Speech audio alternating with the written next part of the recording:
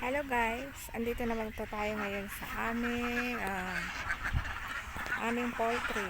Ayan, magche-check po ako ng aming mga itik. Ayan na po sila. Ayan, umahon na po yung aming mga itik dahil hapon na pupunta na sila sa kanilang kulungan. Ayun, ayan, magsusiuwian na po sila guys. Ayan.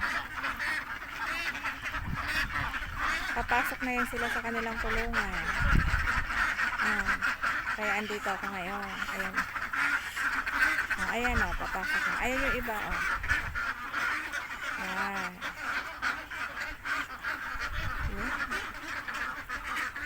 Meron pa rin naliligo. Ayan. Dahil mainit ngayon, gusto nila lagi na lang magpatubig. At nag-check na rin po ako ng aking mga tanim na gulay. Ayan. Matataba na yung aking mga okra.